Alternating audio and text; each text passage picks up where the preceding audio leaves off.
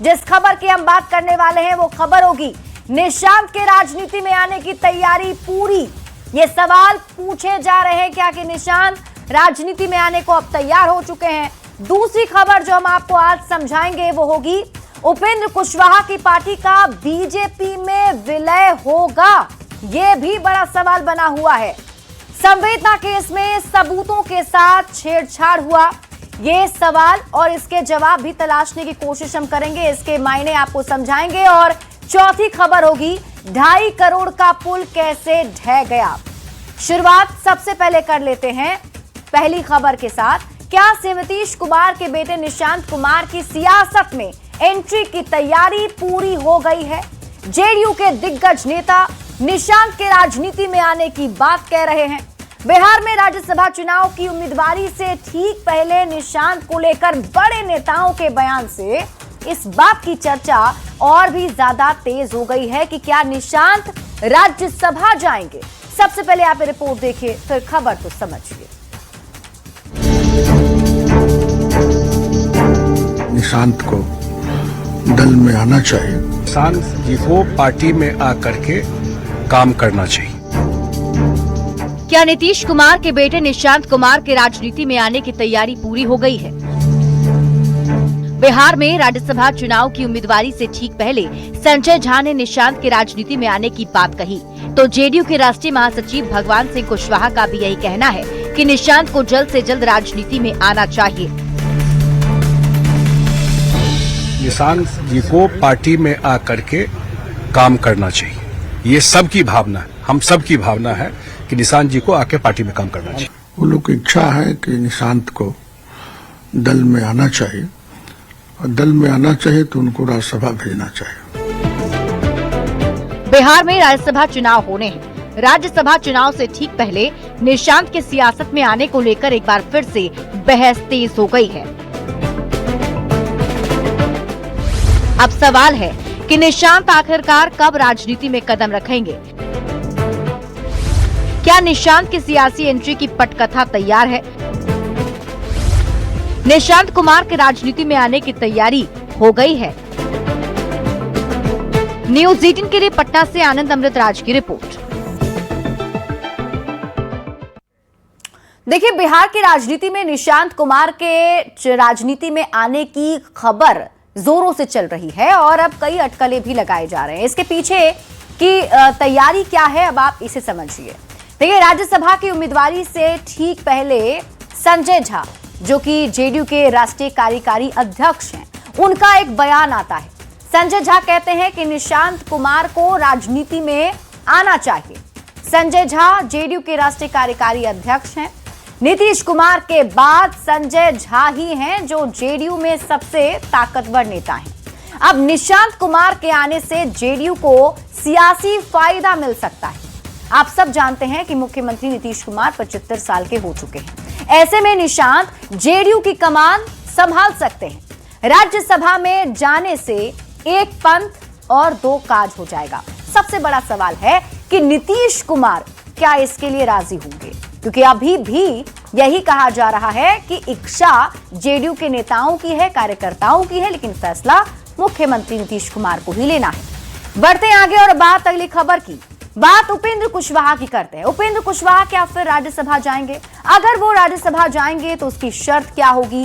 ये सवाल इसलिए उठ रहे हैं क्योंकि सूत्रों के हवाले से खबर है कि बीजेपी ने उपेंद्र कुशवाहा को राज्यसभा भेजने के लिए उनकी पार्टी के बीजेपी में मर्जर का प्रस्ताव रखा है। अब बड़ा सवाल ये कि क्या कुशवाहा बीजेपी के प्रस्ताव को मानेंगे? ये रिपोर्ट देखिए, फिर खबर तो समझिए।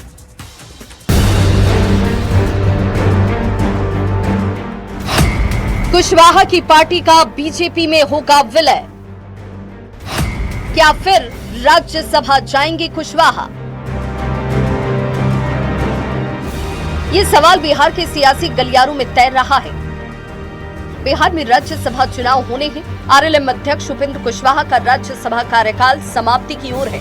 5 मार्च को नामांकन की अंतिम तिथि है। ऐसे में राज्यसभा चुनाव को लेकर बिहार में सियासी हलचल चरम पर है और कुशवाहा के नाम को लेकर भी राजनीतिक गलियारों में चर्चा तेज है।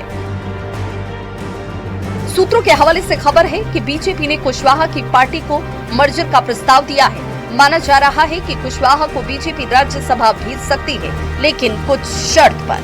हालांकि सूत्र ये बता रहे हैं कि कुशवाहा फिलहाल इसके लिए तैयार नहीं है। कुशवाहा अपनी ही पार्टी के सिंबल पर राज्यसभा जाना चाहते हैं। उपेंद्र कुशवाहा की पॉलिटिक्स जो है अभी दोराहे पर है।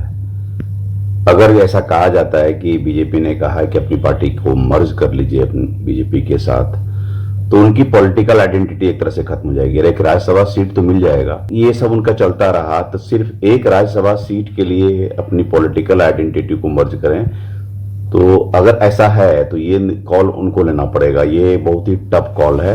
बड़ा सवाल है कि कुशवाहा की पार्टी के बीजेपी में मर्जर की बात क्यों हो रही है।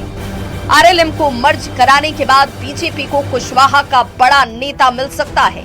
आरएलएम का पिछड़ा वोट बैंक बीजेपी खुद में समाहित करना चाहती है।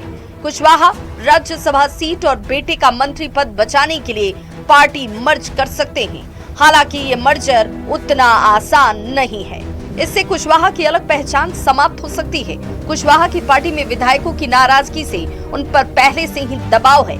बीजेपी जैसी बड़ी पार्टी में शामिल होकर कुशवाहा के राजनीतिक कद पर भी इसका असर पड़ सकता है। ऐसे में सवाल है कि कुशवाहा राज्यसभा जाने के लिए अपनी पार्टी का विलय करेंगे। न्यूज़ 18 के लिए पटना से आनंद अमृतराज की रिपोर्ट। तो अब सबकी नजर उपेंद्र कुशवाहा पर टिकी है कि उपेंद्र कुशवाहा का फैसला क्या होगा, क्योंकि सूत्रों के हवाले से जो खबर मिल रही है वो यही बता रही है कि बीजेपी चाहती है कि उपेंद्र कुशवाहा अपनी पार्टी का विलय बीजेपी में कर ले। अब उपेंद्र कुशवाहा की पार्टी के बीजेपी में विलय की चर्चा क्यों हो रही है, ये आपको समझाते हैं। तो उपेंद्र कुशवाहा का राज्यसभा का टर्म जो है वो समाप्त हो रहा है, मतलब उनका कार्यकाल खत्म हो रहा है। उपेंद्र कुशवाहा बीजेपी की मदद से राज्यसभा में आए थे और उपेंद्र कुशवाहा बीजेपी में नहीं है। उपेंद्र कुशवाहा की अपनी पार्टी है आरएलएम। विधानसभा में 6 सीट लड़ने के लिए उन्हें मिली थी। उपेंद्र कुशवाहा के 4 विधायक चुनाव में जीत कर आए। उपेंद्र कुशवाहा के बेटे बिहार सरकार में मंत्री हैं। उपेंद्र कुशवाहा के बेटे ना एमएलए हैं ना एमएलसी है। उपेंद्र कुशवाहा की पत्नी बीजेपी की मदद से एमएलए जरूर हैं। उपेंद्र कुशवाहा तभी राज्यसभा जाएंगे जब बीजेपी का उन्हें मदद मिलेगा। अब बीजेपी का कुशवाहा के समर्थन के बिना भी काम चल रहा है। दिल्ली और पटना की सरकार पर कोई खतरा नहीं है। ऐसे में अगर बीजेपी उपेंद्र कुशवाहा को राज्यसभा भेजती है तो बीजेपी ये पूछ सकती है, आप हमारी पार्टी में क्यों नहीं आ जाते। और यही कहा जा रहा है कि उपेंद्र कुशवाहा को ऐसा ऑफर भी मिला है। हालांकि देखने वाली बात होगी उपेंद्र कुशवाहा इस पर क्या फैसला लेते हैं। बढ़ते हैं आगे और बात अगली खबर की। बात नीट छात्रा संवेदना के मौत मामले की करते हैं। संवेदना केस में आज कोर्ट में सुनवाई हुई। कोर्ट ने सुनवाई के दौरान सीबीआई को कड़ी फटकार लगाई तो पीड़िता के परिवार ने जांच अधिकारियों पर सबूतों से छेड़छाड़ करने के आरोप पर मुकदमा दर्ज कर कानूनी कार्रवाई की मांग की है। कोर्ट ने शंभू गर्ल्स हॉस्टल के मालिक मनीष रंजन को भी जमानत देने से इनकार कर दिया है। सबसे पहले ये रिपोर्ट देखिए, फिर खबर तो समझिए। नीट छात्रा केस में कोर्ट का रुख सख्त। जांच अधिकारियों ने सबूतों से छेड़छाड़ किया। कोर्ट ने लगाई सीबीआई को कड़ी फटकार।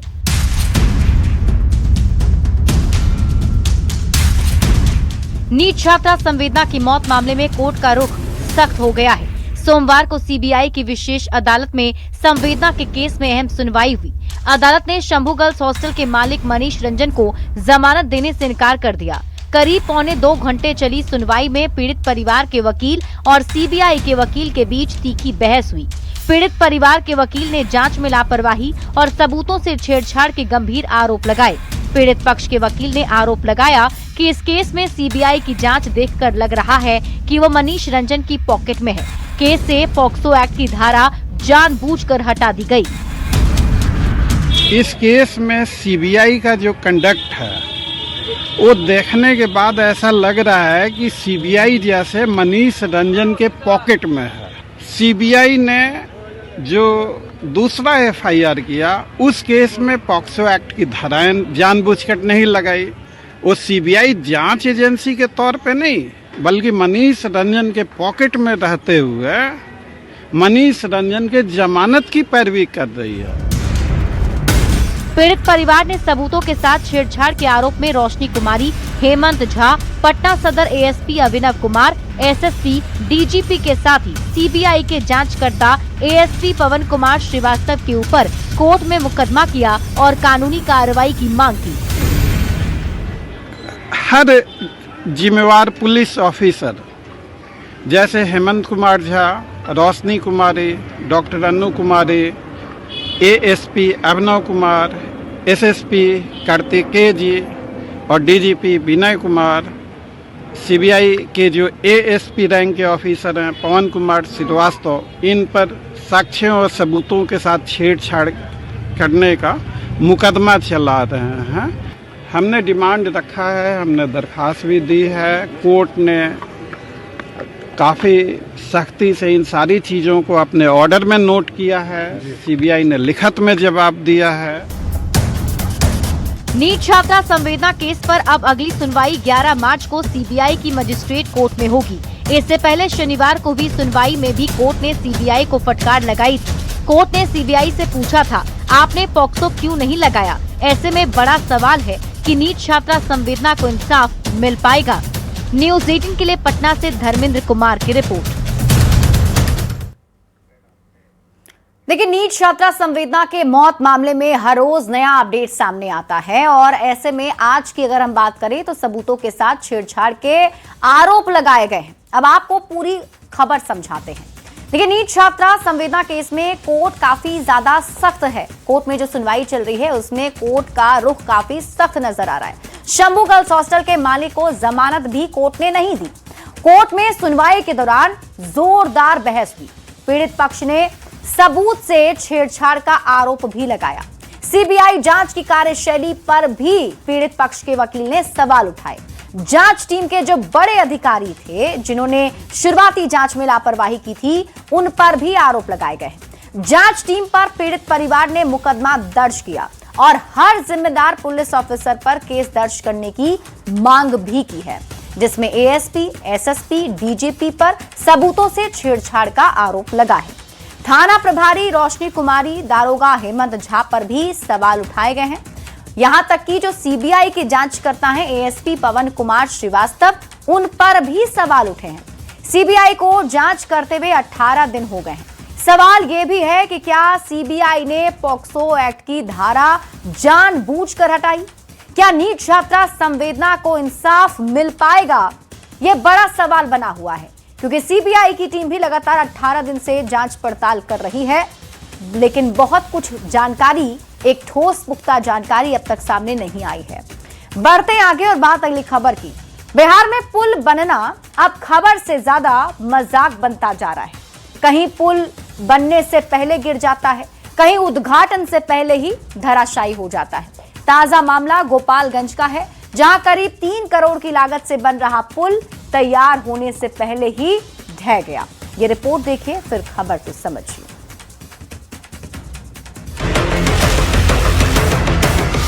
गोपालगंज के सिधवलिया प्रखंड के गंगवा गांव में घोघारी नदी पर बन रहा आरसीसी पुल ढलाई के दौरान अचानक से ढह गया।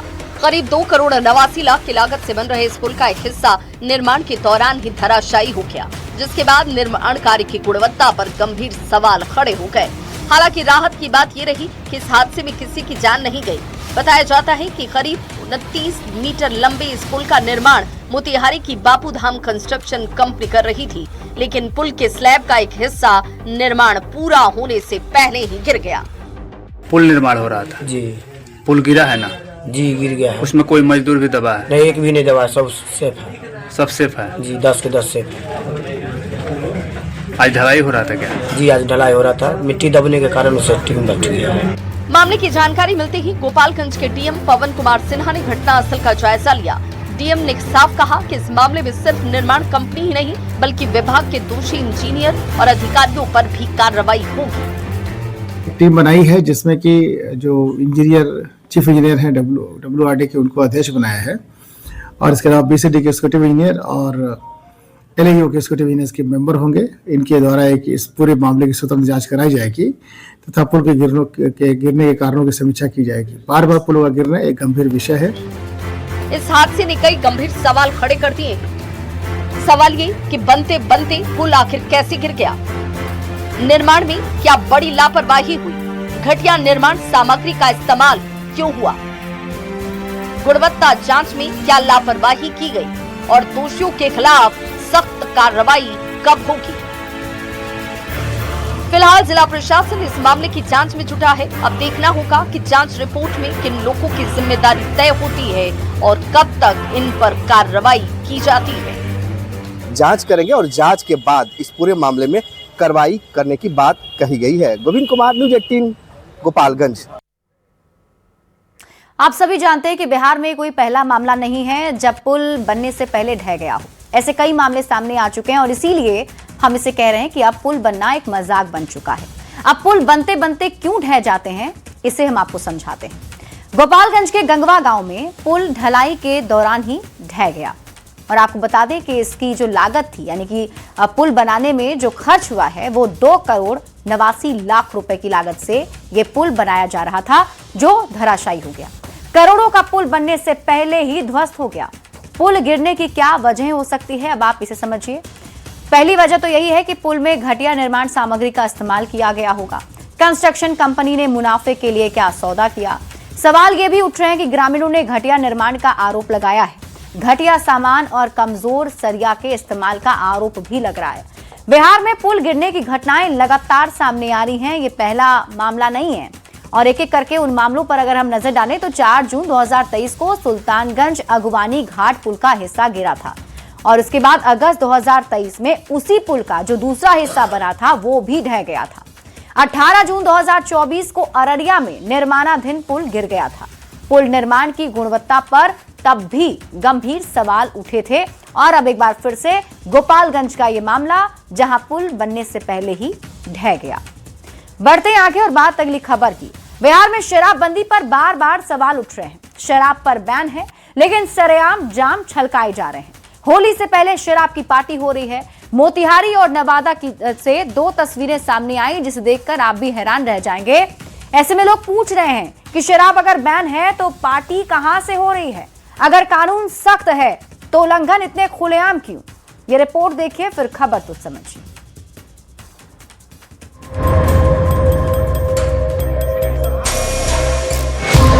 बिहार देश का वो राज्य जहां शराबबंदी है लेकिन शराब पार्टी भी है और ये शराबबंदी कोई नई नहीं बल्कि पिछले 10 सालों से है। लेकिन हर बार शराबबंदी कानून के उल्लंघन की तस्वीरें सामने आती रहती हैं।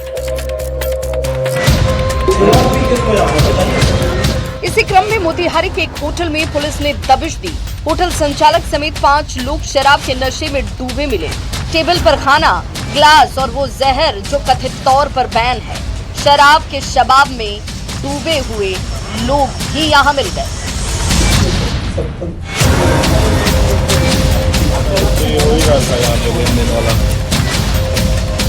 होली से पहले पुलिस का ये एक्शन दिखाता है कि त्योहारों के आसपास ऐसे उल्लंघन बढ़ जाते हैं। पुलिस ने होटल संचालक समेत सभी को हिरासत में लिया और आगे की कार्रवाई में जुट गई है। आज हम लोग जब यहाँ पे जांच करने के दौरान आए सर के नेतृत्व में, तो यहाँ हम लोगों ने देखा कि शराब पार्टी चल रही थी। कुछ लोग बैठ के शराब पार्टी कर रहे थे, मटन वगैरह का वो चल रहा था। व्यक्तियों की पहचान की जा रही है, पहचान करके उसके बाद उनका ब्रेथ एनालाइजर से टेस्ट वगैरह भी किया गया है। यहाँ पे होटल में, सिमरन होटल में छापेमारी की गई है। यहाँ पे जब रूमों की तलाशी ली गई तो देखा गया कि कुछ लोग, 4-5 लोग और जिसमें ओनर भी शामिल है होटल का, बैठ के दारू पी रहे थे और कुछ इनके पास कैश भी काफी मोटी मात्रा में बरामद हुआ है। तो उससे ऐसा संदिग्ध प्रतीत हो रहा है कि कोई डीलिंग हो रही थी इनकी। दूसरी तरफ नवादा से एक वीडियो सोशल मीडिया पर वायरल हो रहा है जहां 2 लोग खुलेआम शराब पीते नजर आ रहे हैं। इतना ही नहीं, वीडियो में साफ देखा जा सकता है कि एक महिला शराब परोसते नजर आती है और ये कोई पहली तस्वीर नहीं है। लगातार ऐसी क्लिप्स आती रहती है जो दिखाती है कि बंदी के बावजूद शराब आसानी से उपलब्ध है। 10 साल हो गए बिहार में शराबबंदी को। इसका मकसद था महिलाओं की सुरक्षा, घरों में अमन चैन और समाज का सुधार। लेकिन क्या ये हुआ या सिर्फ ये कागजों पर बैन है? क्योंकि हर त्योहार पर हर मौके पर ऐसी तस्वीरें और खबरें झकझोर देती हैं। ये कहानी जारी है शराबबंदी की और शराब की उपलब्धता की। Bureau report, news 18।